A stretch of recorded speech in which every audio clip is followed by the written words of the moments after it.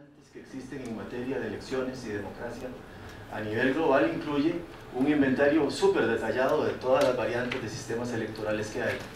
Entonces pensé que la exposición, más que ponerme a repasar todos los habidos y por haber, tuviera un spin un poquito más político, ¿verdad?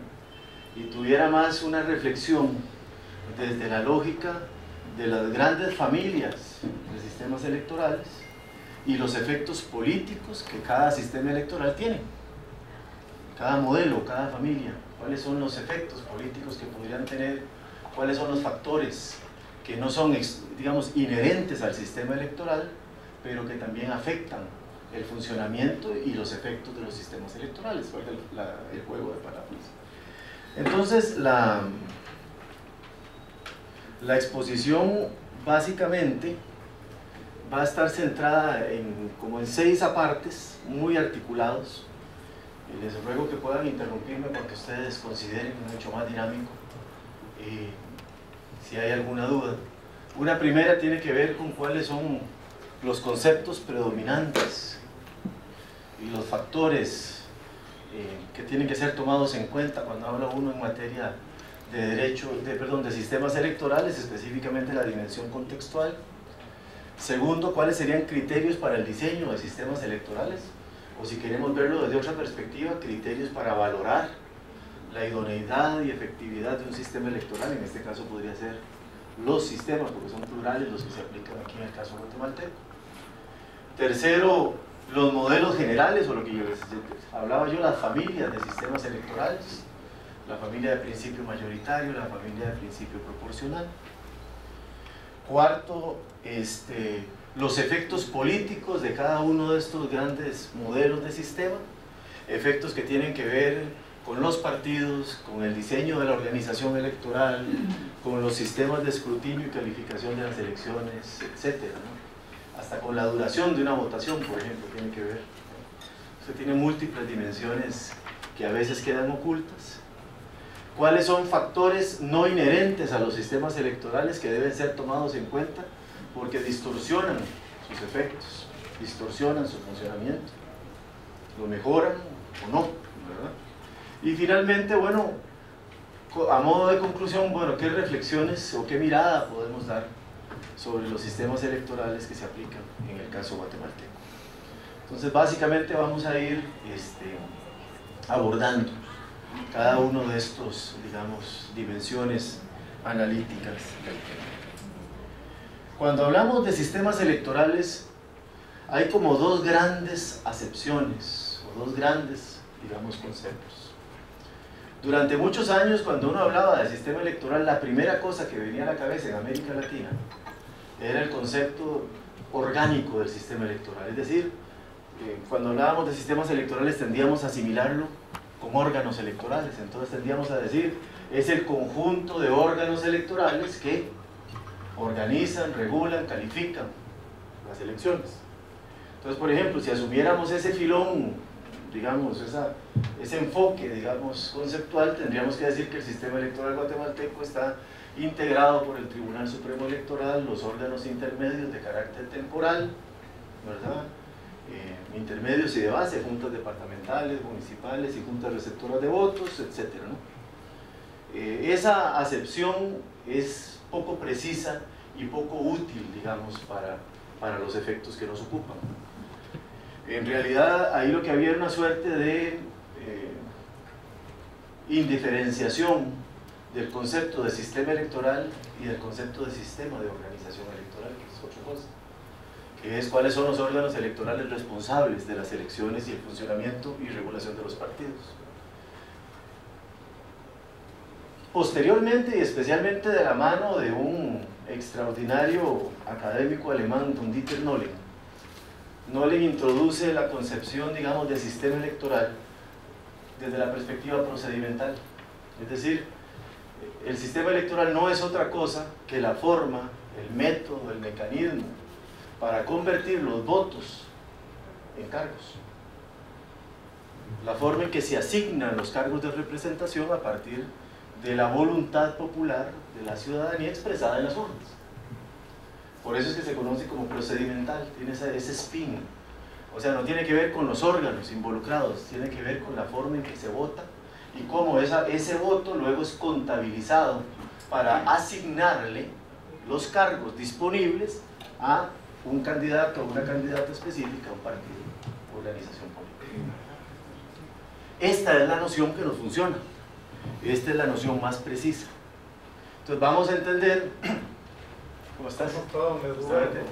Vamos a entender entonces el sistema electoral como el mecanismo que nos permite convertir los votos, ese voto que tanto nos ha costado en América Latina, el voto secreto, universal, etcétera, ¿no?, en cargos. Y eso pueden ser cargos individuales como la presidencia o cargos en marco de organismos colegiados de representación como los parlamentos o los consejos municipales.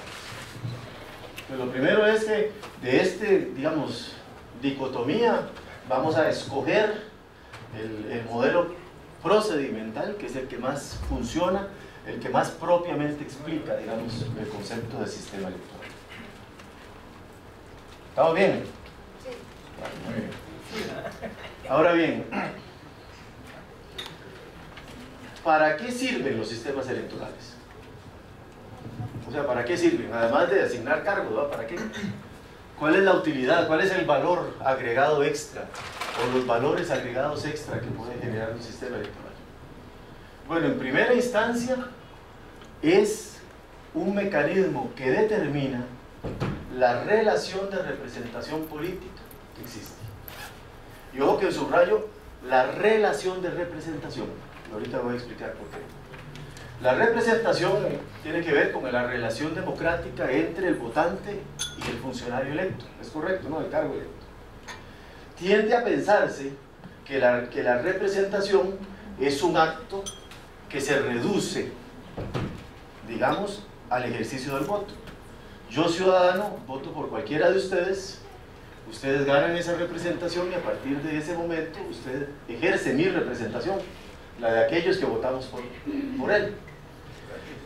Y el siguiente momento en el cual nosotros tenemos la oportunidad de relacionarnos con ese representante o esa representante de la siguiente elección.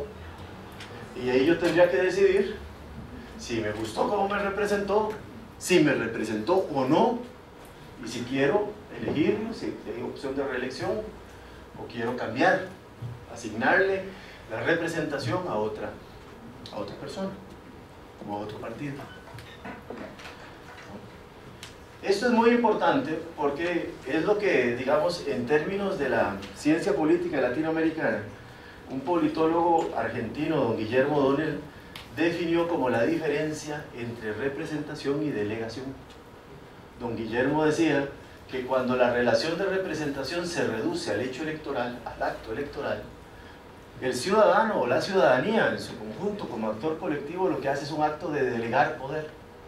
Yo, en un acto absolutamente autónomo y soberano, escojo a una persona o a un partido, que es el que me propone, a las personas, y le delego mi poder para que tome decisiones por mí, decisiones que me afectan.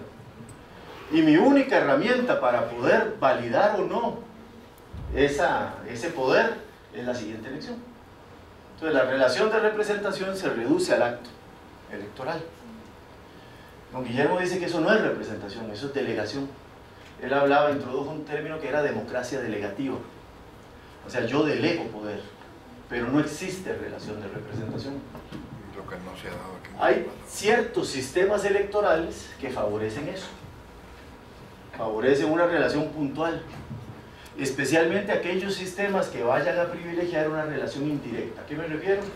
Cuando yo, ciudadano o ciudadana, no elijo a la persona, sino elijo a un grupo de personas que fue electo de manera directa por otros, por el partido político. El caso de las listas cerradas, ¿no? La distancia es tal que mi relación de representación está mediada completamente por el partido. Entonces ahí hay, digamos, una mayor distancia. Diferente es si yo voto por un individuo personalizado.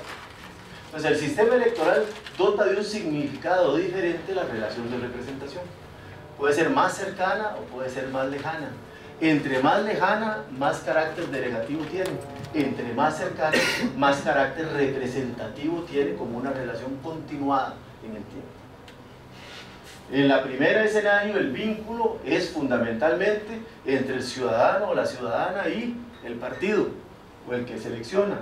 En el segundo es el vínculo entre el ciudadano, territorio e individuo o grupo más acotado de individuos cuando hablemos de distritos plurinominales, como vamos a ver más adelante.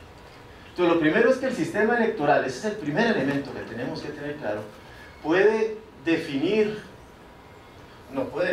define el carácter de la relación de representación entre el ciudadano como sujeto de derecho del voto y los representantes que se postulan para ejercer cargos de representación. Lo segundo es que también el sistema electoral puede determinar la calidad de las elecciones.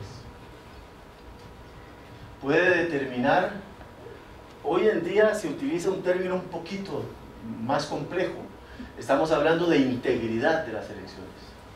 Cuando ustedes hacen una retrospectiva de los 30 años de democracia, 30 y poquitos años de democracia en América Latina, finales de los 70 en América del Sur, inicios de los 80, primera mitad de los 80 en Centroamérica, ustedes se dan cuenta que en términos generales, en materia de elecciones hemos tenido distintos momentos. El primer momento fue el momento de instaurar las elecciones como el mecanismo de dotación de legitimidad democrática a las instituciones de las democracias emergentes.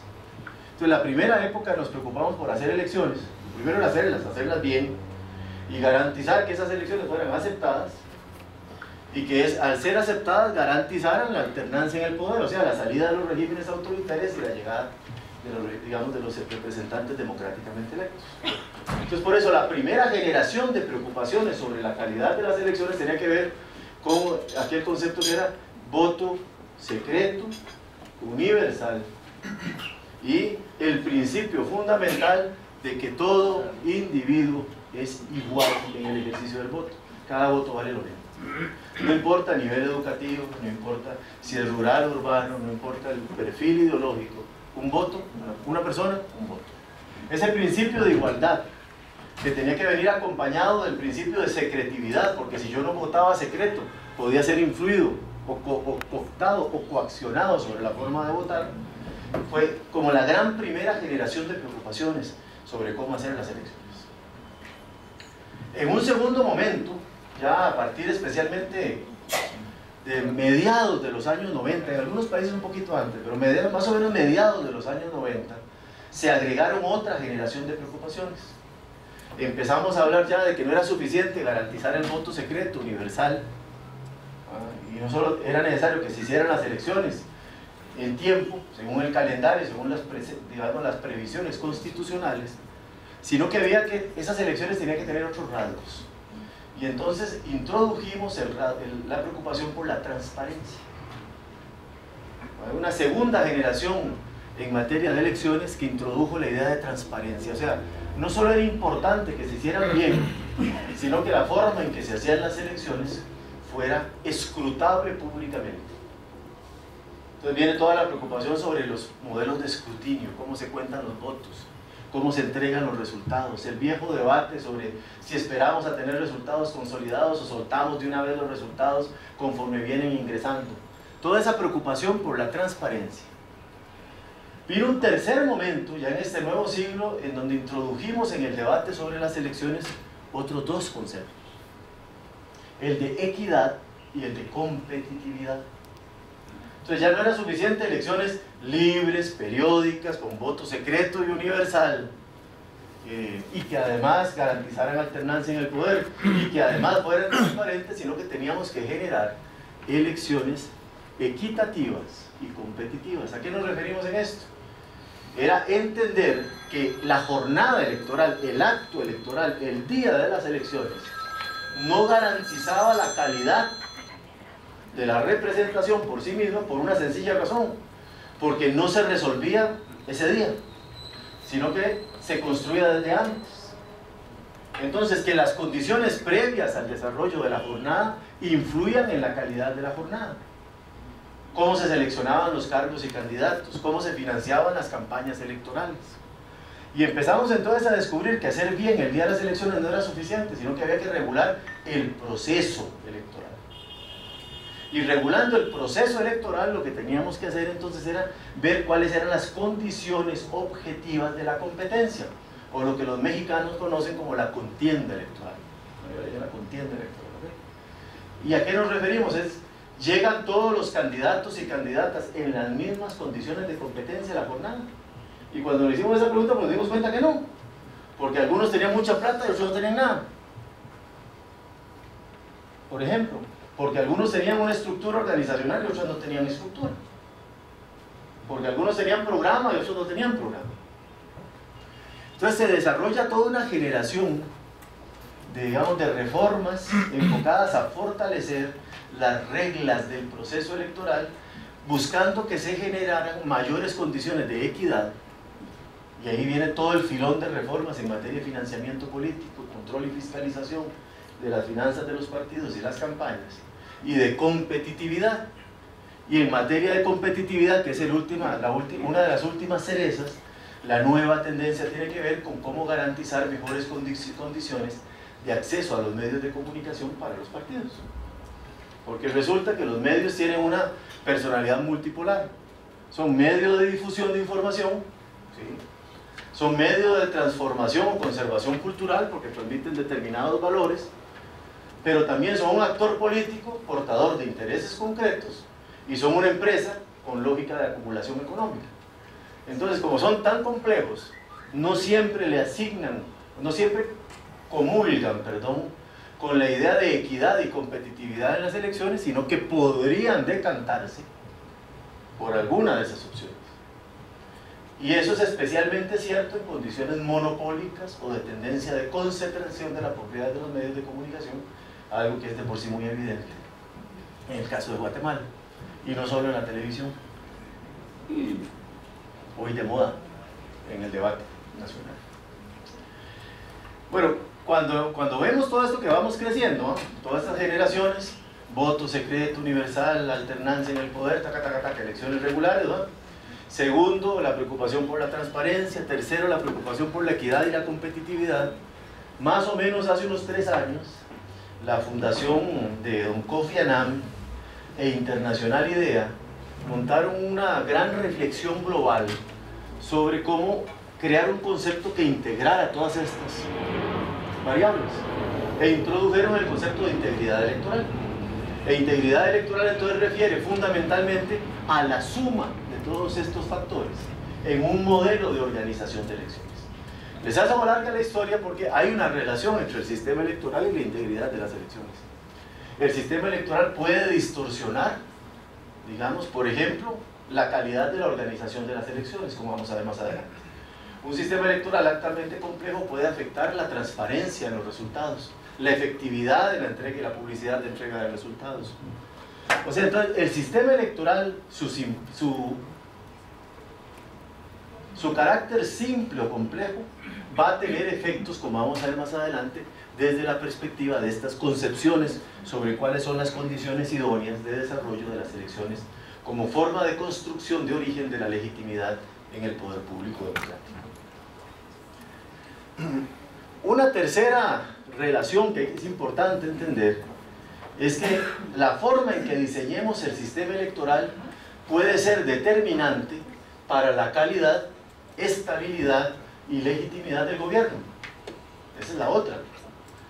Por ejemplo, sistemas electorales de principio proporcional que privilegie, digamos, como vamos a ver más adelante, acentuadamente un modelo de representación de minorías, normalmente genera gobiernos mucho más débiles. Es casi que una condición, o por lo menos obliga a pensar en gobiernos de coalición. Por eso tienden a ser modelos de sistemas más usados en los regímenes de gobierno parlamentario que en los regímenes de gobierno presidencial. Ustedes en Guate, lo vamos a ver más adelante, tienen una cosa muy particular, es un modelo presidencial, pero la forma del sistema electoral en el Congreso y el tamaño del Congreso hacen que sea una presidencia paulatinamente más débil en el tiempo. Ustedes ven un gran contraste entre el modelo de las presidencias del PAN 95-99, bueno, 95-2000 y del FRG 2000-2004 a las que se dan posterior a las elecciones del 2003. Y si ustedes se dan cuenta, no, el sistema electoral no cambió. Lo que cambió es el tamaño del Parlamento. Y a mayor tamaño del órgano de representación, más efecto de proporcionalidad tiene un sistema. Eso arrebató las mayorías absolutas a los partidos. No es que haya partidos más capaces o menos capaces, más útiles o menos, o más inútiles para conseguir mayorías. Ese no es el punto. Es que con este sistema es prácticamente imposible hoy, con el tamaño del Parlamento y el actual diseño del sistema, que un partido pueda ganar mayoría absoluta. Es muy interesante. Entonces, esa relación hay que tenerla en mente. La forma del sistema, el diseño del sistema, va a influir en la fortaleza o debilidad, legitimidad de origen del gobierno o de las instancias de representación política. Cuarto, en una preocupación de la época, ¿verdad? Hay una relación entre el sistema electoral y el grado de transparencia y cuentadancia que las instancias gubernamentales o de representación entregan a la ciudadanía. Eso es otro elemento importante.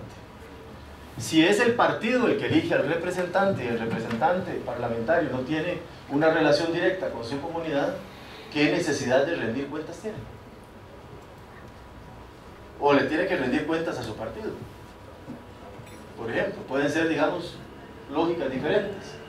Distinto es si la persona vota por un individuo, o vota por una lista corta, o se relaciona ese individuo con un territorio específico, y la selección de ese individuo o grupo de individuos la hace el ciudadano y no el partido político. En el primer modelo, la necesidad de rendición de cuentas, o en general de cuentadancia, es menor. En el segundo modelo es inevitable.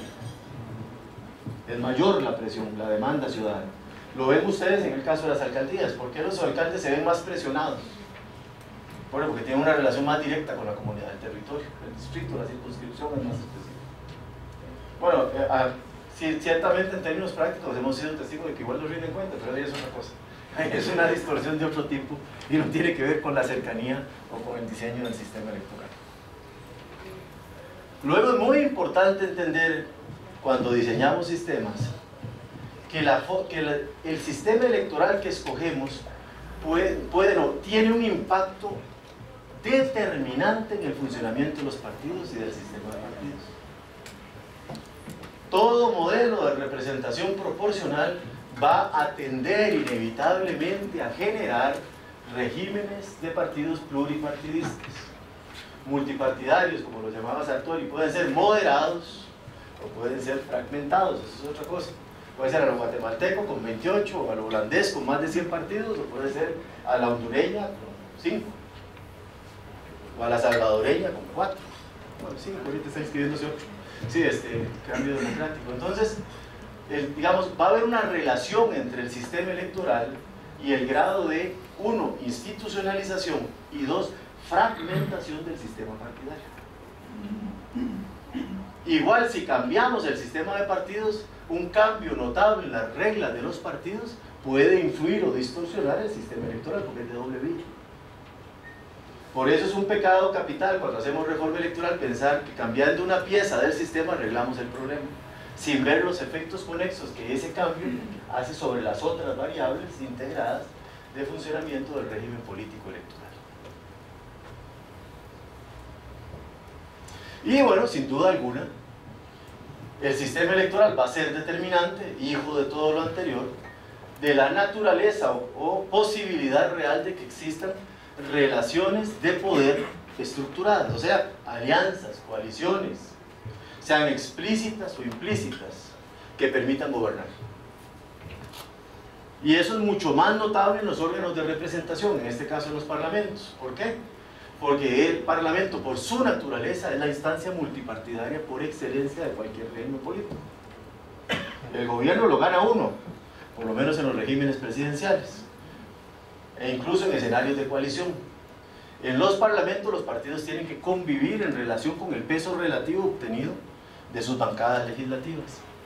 Entonces, un modelo de representación proporcional, otra vez, que tiende a favorecer la representación de minorías y por ende favorece un modelo de partidos, de varios partidos, sean pluripartidismo moderado o completamente abierto o fragmentado, va a demandar cierto tipo de equilibrios o alianzas dentro de las instancias de representación.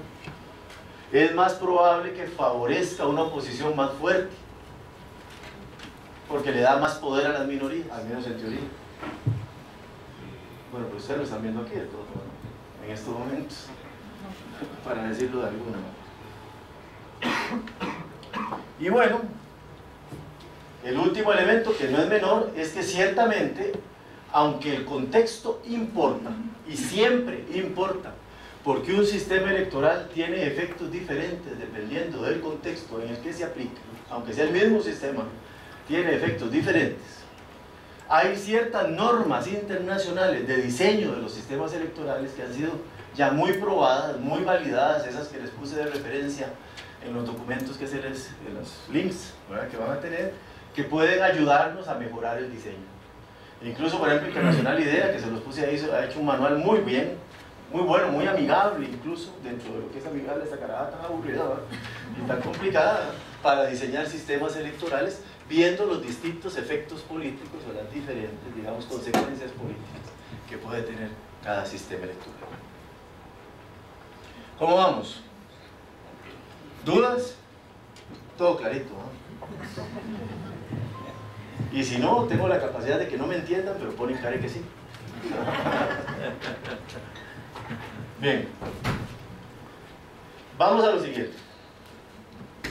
Como les decía, dependiendo del inventario que se haga, el inventario más modesto habla de 43 variantes de sistemas electorales y algunos hablan de hasta 60 y pico modelos de sistemas electorales o variantes de sistemas electorales. Pero en realidad, independientemente de la cifra más conservadora o menos conservadora o más expansiva, hay dos grandes modelos de sistema de los cuales se deriva todo el resto. Uno es el sistema electoral de principio mayoritario y el otro es el sistema electoral de principio proporcional. Y a partir de ahí se derivan todas las otras variantes, como les digo. Aunque podamos ponerles otros nombres, en términos generales, son variantes de estos dos principios. El primer modelo, que es el principio, digamos, de mayoría, básicamente lo que indica, de una manera coloquial y simple, es que la asignación del cargo se dará en función del que saque más votos, a partir de un criterio de mayoría que puede tener dos posibilidades: mayoría absoluta, la mitad más uno de los votos en un distrito electoral específico, o mayoría relativa, un porcentaje menor al 50 pero legalmente establecido. Por ejemplo, esto es para que vean que todo tiene efectos interesantes. En Nicaragua, la elección presidencial se asigna con base en un sistema electoral de principio mayoritario. O sea, don Daniel sea electo y reelecto a partir de un principio de mayoría. Sin embargo, en el caso nicaragüense, el criterio de mayoría que se aplica es el de mayoría relativa. Hasta 1996, hasta el 2000, perdón, era 40% el número mínimo de votos que un candidato tenía que obtener para ganar las elecciones. Mientras fue un 40%, don Daniel no pudo ganar. Ahí ganó doña Violeta, ganó don Alemán, ¿cómo se llamaba? Arnoldo Alemán y don Enrique Bolaños. Sin embargo, cuando se dio el famoso pacto Alemán-Ortega, la jugada más inteligente que hizo el sandinismo fue que le propuso, y Alemán aceptó, reducir el tamaño, digamos, el umbral de 40 a 35. Porque ya el Frente había demostrado históricamente que su piso de votación era un 30 y que con una adecuada campaña podía llegar razonablemente a 35.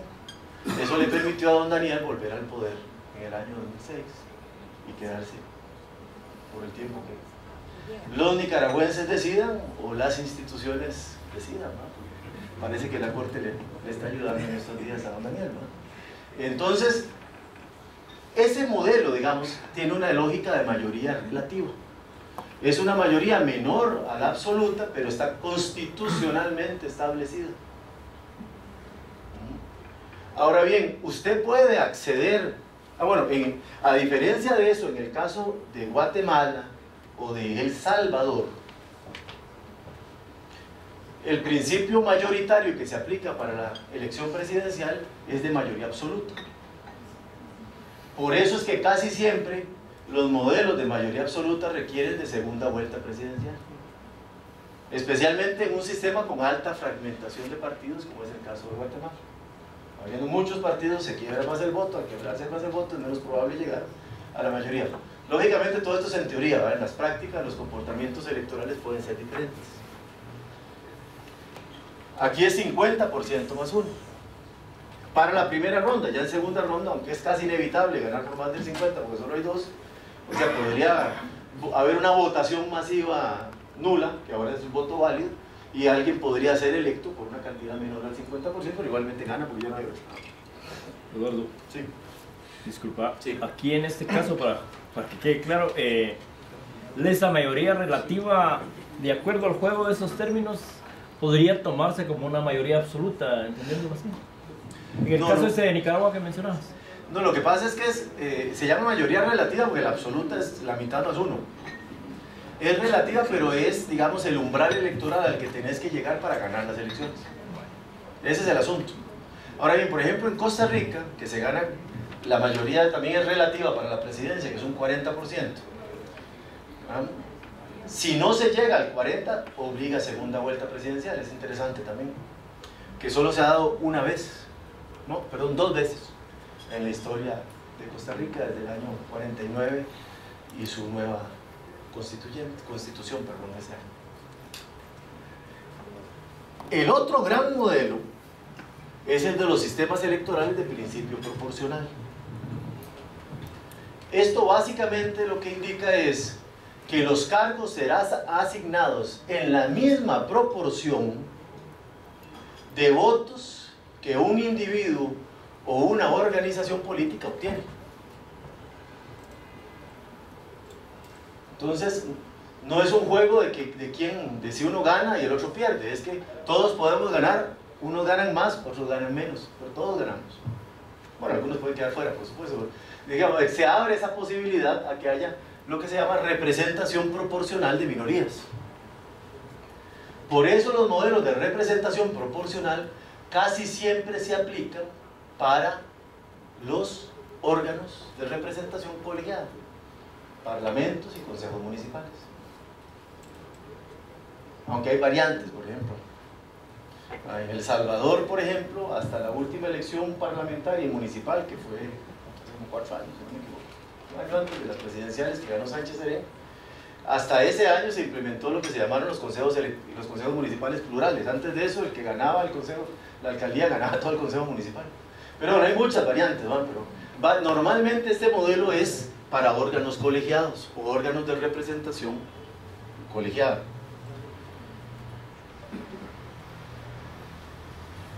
Lo que va a ocurrir es que vamos a tener casi siempre una suma de minorías.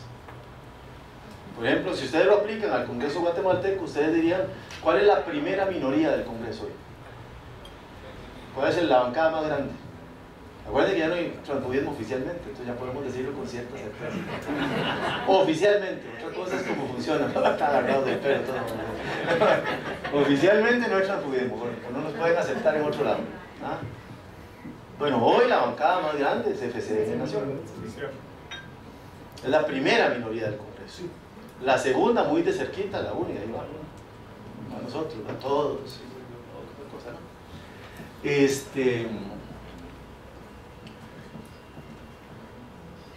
Cuando usted define en un territorio o en un país, en este caso, usted no tiene que escoger, no debe o no tiene por qué escoger un único sistema, sino que puede combinar sistemas electorales, dependiendo del tipo de elección.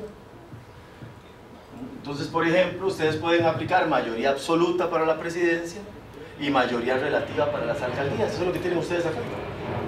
aplican el sistema electoral de principio mayoritario de una manera para la presidencia y de otra manera para las alcaldías.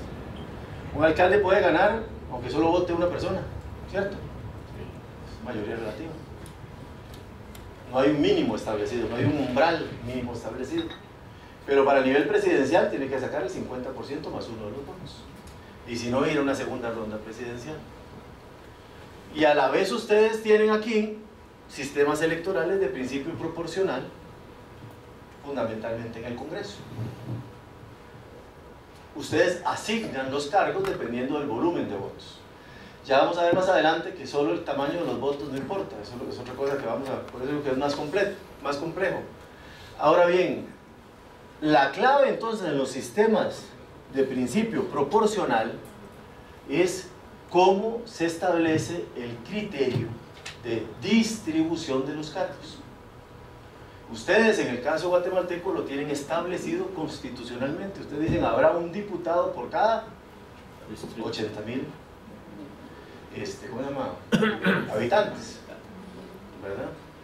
Aunque ahora con el número fijo de diputados de la ley electoral, eso, digamos, se modifica en términos prácticos. Hay que ver luego cómo se armoniza, ¿verdad? Digamos, la regla. Sin embargo, ese criterio, casi siempre en todos los países, es una relación cargo-cantidad de población, esa es la más frecuente que se utiliza, tiene que expresarse de una manera técnica. Es decir, tiene que ver con identificar lo que se llama una cifra repartidora. Usted, con base en el tamaño de la población, establece el número de cargos globales disponibles. Pero eso no es lo mismo que la forma en que se distribuyen. Usted utiliza el criterio de población para establecer el tamaño del órgano de representación, 158 diputados, pero no es lo que usa para distribuir. Usted tiene luego que establecer el tamaño de cada distrito electoral, en este caso de cada departamento, con excepción del departamento de Guatemala, que se divide en municipios y ciudad capital, 23 distritos.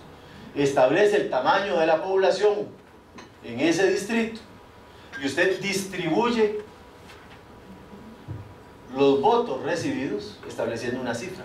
Por ejemplo, usted va a ocupar, no sé, 30,000 votos para ser diputado. Entonces, usted asigna los cargos de la siguiente manera. Cada vez que un partido alcanza 30,000 votos, tiene un diputado. Así. Entonces, lo fundamental es establecer luego la relación entre el tamaño del padrón, para decirlo, porque al final de cuentas es el padrón, porque son solo esos los que pueden votar, ¿no? Y el territorio o el tamaño del distrito. Y usted establece lo que se llama la cifra repartidora. Entonces, cada vez que el partido alcance esa cifra, obtiene un cargo. Cada vez que el partido alcance esa cifra, obtiene un cargo. Y usted entonces empieza a contar los votos. Entonces vamos a decir, el PAN, por ejemplo, obtuvo 35,000 votos, tiene un diputado, y le sobran 5,000 votos. La UNE obtuvo, no sé, estoy diciendo cosas al azar, 40,000 votos, bueno, tiene un diputado y le sobran 10,000. FCN obtuvo 31,000 votos, bueno, tiene un diputado y le sobran 1,000. Cuando usted asignó la totalidad de los cargos con las cifras repartidoras, siempre van a quedar cargos pendientes, porque hay partidos que no llegaron a la cifra, o a otros partidos que le sobran votos, para decirlo de alguna manera. Entonces establece lo que se llama el subcociente. Usted va a asignar el resto de los cargos de mayor a menor dependiendo del disponible de votos que quedan.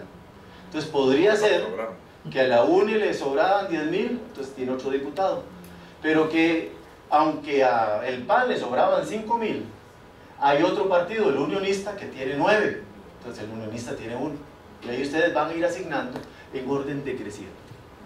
Entonces, la magia del sistema de representación proporcional no está tanto en el tamaño, por supuesto que importa el tamaño de los distritos o la población, digamos en términos generales. La magia está en la forma en que se establece la cifra repartidora. Por eso les digo que es una cosa mucho más técnica a veces, ¿no?, de lo que uno se imagina. Sí. En el caso de Guatemala, esa cifra repartidora la puede uno proyectar Antes de la elección, de acuerdo al padrón electoral. La proyectas antes de la elección, sí. Necesariamente el tribunal ya cuando cierra el padrón puede decir, bueno, esta es la población electoral disponible, esta es la cifra mínima, porque usted divide la población electoral habilitada entre el número de cargos a distribuir. 23 diputados, entonces va a ser tal la cifra. Y usted va a ir luego asignando dependiendo de la forma en que se cuentan los votos. Puede ser que algunos partidos con un residuo pequeño queden definitivamente fuera. Y a veces los partidos no entienden por qué este tiene más diputados. Porque hay que recordar que son dos momentos. La cifra original, el repartidor, y luego lo que se llama el subcociente, que es un criterio de asignación en orden de mayoría de votos acumulados. No duda ahí, ¿no? Por lo menos, eso en términos, otra vez, eso es teoría, hay variantes. Ya lo vamos a ver, dependiendo del tamaño del distrito, dependiendo de si se establece mecanismos de acción afirmativa, hay un montón de factores de distorsión que luego vamos a ir viendo. Solo en esta situación que dejaron el número fijo de 160 diputados, Eduardo, y sin haberse hecho el censo que tiene carácter obligatorio, ¿cómo se toma esa cuestión de acuerdo a tu experiencia, a tu criterio? Bueno, el número fijo de diputados, digamos, es una decisión política de evitar un crecimiento, digamos, exponencial del tamaño de los parlamentos. Parte de un debate que está falseado, si me permiten decir con absoluta franqueza. Yo escuchaba aquí a cada rato que el Congreso es muy grande y por eso es muy eficiente. Mira, hay congresos más grandes que son más eficientes que el guatemalteco. Y hay congresos más chiquiticos que el guatemalteco que son peor para funcionar que Chapingo. Entonces, el número de diputados no es lo que hace la diferencia. Es la institucionalidad que sostiene el Congreso, el Parlamento, lo que hace la diferencia. La certeza de las reglas en el funcionamiento, la estabilidad de los partidos y sus bloques parlamentarios. El problema en Guate no tiene que ver con el número de diputados, tiene que ver con la falta de un organismo legislativo que sostenga el Parlamento, con la inestabilidad de los partidos y de los bloques parlamentarios por el alto nivel de transfugismo que hay. Es una cosa completamente distinta. Entonces el problema no es el número. Ahora, cuando vos estableces un número fijo, entonces el principio de proporcional funciona exactamente igual. Nada más que ya no va a cambiar el número. Entonces lo que va a hacer es que va a decir ya, además la ley guatemalteca ahora estableció un número por distrito de manera explícita. Entonces dice, no sé, creo que son 23 del distrito de ciudad. No, 19. Bueno, 19 digamos de los municipios y 11 de la eso es, digamos, 11 del distrito central. Entonces usted lo que va a hacer es que usted va a distribuir esos 11. No tiene posibilidades de aumentar el número de cargos disponibles. Ahora bien, la norma guatemalteca, y lo digo con franqueza porque además se lo pude decir a los diputados, como fue aprobada tiene un defecto. Es que le introduce una rigidez absolutamente innecesaria a la ley. Normalmente cuando usted tiene un número fijo, usted tiene que tener la capacidad de reconocer los flujos migratorios internos. Hay distritos electorales que son exportadores y hay distritos electorales que son importadores. Eso genera que algunos distritos estén más representados que otros. El caso del Progreso y la ciudad de Guatemala, por ejemplo, o Progreso y municipios. Pero pasa también en el interior del país. Hay algunos departamentos que son receptores, como Quetzaltenango, ¿verdad? Entonces, cuando usted preestablece el número por distrito, eso significa que cuando haya un censo y haya una modificación del tamaño de la población en cada distrito, usted va a tener que reformar la ley electoral para poder modificar y reconocer la nueva realidad poblacional. Eso no se usa. Lo que se usa es que, establecido el número fijo y establecido el tamaño del padrón, el tribunal electoral en el país que sea, indica la cantidad de curules disponibles por distrito electoral. Y se va modificando, y eso se establece en el decreto de convocatoria a las elecciones. Así funciona en la mayor parte de los lugares. Pero bueno, aquí, a lo mejor como no están haciendo el censo, puede que no tengan problema hasta que hagan el censo y tengan que cambiar la ley, para cambiar el número de diputados por distrito. Pero no hubiera sido primero hacer el censo. Entonces, cada uno de esos dos modelos, como les decía, va a tener efectos diferentes. Otra vez vamos a repasar. Sobre los partidos. En la teoría, los sistemas electorales de principio mayoritario tienden a tener sistemas partidarios más pequeños, menos fragmentados. Y eso no vota la legalidad. No son bipartidistas, la gente tiende a generar bipartidismo, son si no se está cumpliendo. tienden a generar bipolaridad. En Honduras nunca ha habido bipartidismo, siempre ha habido un pluripartidismo moderado, pero solo había dos partidos con posibilidad de acceso al poder, el nacional y el liberal. En El Salvador lo mismo, no es un modelo bipartidista, es bipolar, entre el Frente y Arena, pero siempre ha estado el PCN, la Democracia Cristiana, Cambio Democrático, y no me acuerdo cuál otro más. Conciliación Nacional, ya lo dije. De relleno. Okay. Entonces, pero van a tender a generar sistemas más cerrados, digamos, menos pluralidad de partidos. En la teoría, otra vez, ¿no? Luego, si vemos distritos electorales, eso puede cambiar. Los sistemas de representación proporcional van a tender, en la teoría, a generar sistemas mucho más abiertos de partidos. Porque hay la posibilidad de que más grupos se encuentren un espacio de representación en los órganos colegiados. Por eso Guatemala tiende a la fragmentación.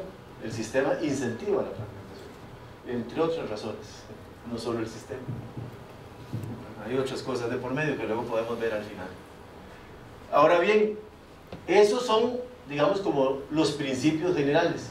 Sistemas de mayoría tienden a generar sistemas de partidos más pequeños, menos fragmentados. Sistemas de proporcionalidad tienden a generar sistemas más abiertos. Pueden ser pluripartidistas moderados o abiertos. ¿Okay?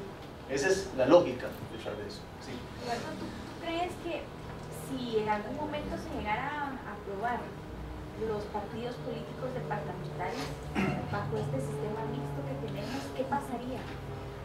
¿Se abriría muchísimo más? ¿Habría más pluralidad? ¿Qué efectos tendría si se aprobaran los partidos políticos departamentales? Lo que tendríamos es una reproducción del fenómeno de fragmentación en el distrito electoral específico. Dependiendo del distrito electoral, o sea, va a haber más organizaciones políticas en competencia. Claro, y más partidos. Más partidos locales o territoriales. Pero representados en el Congreso también. Y podría ser representados en el Congreso, dependiendo de la cantidad de cargos. ¿Verdad? Otra vez. Porque, por ejemplo, si hiciéramos partidos departamentales en el Progreso, no hace ninguna diferencia. Al final son dos y se acabó. Pero si hacemos partidos en Huelva es otra cosa. Aquí sí podemos tener distintas fuerzas territoriales representadas con lógicas, digamos, partidarias diferentes. Pero esos partidos locales no pueden tener representación para presidencia. No, porque digamos, aquí el debate que se dio a partir de la crisis política del año pasado, incluso estuvo en el proyecto de reforma que se elaboró en el 2012, la idea era crear partidos departamentales. A mí me parece que es un camino razonable. En varios países existen los partidos provinciales o departamentales e incluso partidos municipales o locales que pueden competir por alcaldías. La clave no es, digamos, si debe o no debe habilitarse esa opción. La clave es que deben ser organizaciones políticas estables. Lo que no se vale es lo que ustedes tienen, lo digo respetuosamente en Guate, que ustedes pueden correr por un comité cívico a nivel municipal, pero la organización desaparece aunque usted gane. No tiene ningún sentido. Eso es institucionalizar la fragmentación del sistema de organizaciones y partidos políticos, darle rango de institucional a la fragmentación. No, si usted va a crear partidos a nivel municipal o departamental, cree partidos, llámenos como quiera, movimientos, comités cívicos, organizaciones políticas, asociaciones de suscripción popular, como se llamaron en Nicaragua en los años 80 y 90. Póngale el nombre que quiera, pero que sean estables. Y tienen que estar sometidos a un principio de igualdad ante la ley. Tienen que ser regulados bajo un principio de igualdad ante la ley. Usted no puede, digamos, tiene que tener un principio de control. Deberían, por ejemplo, de tener acceso a financiamiento público. Deberían de estar sometidos a control del órgano electoral en materia de fiscalización de las finanzas y de las contribuciones, o sea, todo. Como tiene que ser. No tiene ningún sentido que yo pueda ganar y mi organización desaparece. Entonces, lo que hacemos es incentivar la institucionalidad informal, que además en este país es muy frecuente. Los partidos reportan una parte de su organización y se guardan la otra. Esa informal tiene la ventaja de que le da discrecionalidad a las élites nacionales para elegir de manera directa los cargos, pero además le reduce los costos de hacer las asambleas. Y en el caso de los comités cívicos, como la ley los obliga a desaparecer, tienen que crear un comité, una asociación cultural o cualquier otra carajada para ver cómo la organización de base se mantiene más o menos alrededor de la figura del alcalde o el concejal que finalmente haya sido elegido. Entonces la clave, me parece, es darle institucionalidad, digamos, a lo que sea. Y usted, como le digo, póngale el nombre que quiera. Mire, si maulla como gato, tiene bigotes de gato, camina como gato, salta como gato, y por más que le da, siempre sale vivo. Es como un gato, ¿ah? Tiene como 114 vidas. Es un gato, aunque lo llame perro o serpiente. Entonces póngale comité cívico, póngale asociación de suscripción, movimiento político o lo que sea de su partido. Entendido el partido como el vehículo que permite la postulación y el acceso al poder público a través de la competencia electoral. Entonces por ahí me parece que estaría como la clave a tomar en cuenta. Las dos familias de sistemas electorales también tienen efectos sobre un tema que es particularmente importante en los últimos años en América Latina, que es el tema de la inclusión y el establecimiento de mecanismos de acción afirmativa que garanticen el acceso de grupos con bajos niveles de representación al poder. Este es un tema que se levantó inicialmente desde la perspectiva de las mujeres, pero que también se ha planteado desde la perspectiva de otros actores, en el caso de Guatemala, los pueblos indígenas. Bueno, no solo Guatemala, en Colombia también está planteado, en Panamá, en Bolivia, en Ecuador también. O sea, ya es una cosa que va, digamos, creciendo en importancia dependiendo del carácter pluricultural, multiétnico que tenga una sociedad específica. Dependiendo del sistema que escojamos, va a ser más efectivo o menos efectivo estos mecanismos. Si ustedes escogieran el camino de una cuota, un porcentaje, que fue como la primera generación de reformas que se impulsaron, van a establecer cuotas, porcentajes mínimos. Ahora ya estamos hablando de otro, estamos en otro momento, que es hablar de paridad y alternancias. Pero es como la segunda generación, digamos, que se impulsó desde la perspectiva de los mecanismos de acción afirmativa. Estos van a ser más o menos efectivos dependiendo del sistema. Por ejemplo, establecer una cuota o un sistema de alternancia en un sistema de mayoría absoluta es inútil. O sea, ¿cómo le dice usted a un distrito electoral vote por un hombre o usted vote por una mujer? Y no me joda, usted es un hombre, usted es una mujer. No puedo decirles eso. No funciona. En cambio, en un sistema de proporcionalidad sí, porque usted puede decir, usted va a tener que estructurar su lista, una mujer, un hombre, una mujer, un hombre. En un distrito electoral con mayoritaria población indígena, un indígena, que ese tiene otro dilema, porque además el tema de la identidad étnica es por autodefinición, no por asignación. Entonces plantea un problema. Bueno, un diputado amigo del Congreso con una gran... ¿Cómo son? Más que son bien simpáticos, ¿va? Hacen broma de todo, ¿va? Es que hacen broma sobre todo. Me dice, mira, es que si esta carajada pasa, así me dijo, es que él es muy coloquial, ¿no? Es que si esta carajada pasa, puta, yo me hago cachiquel. Yo me defino. O sea, él decía, esa por autodefinición. Si eso me garantiza que no me tengo que agarrar con todos los otros y tengo una cuota garantizada, pues yo voy a hacer eso.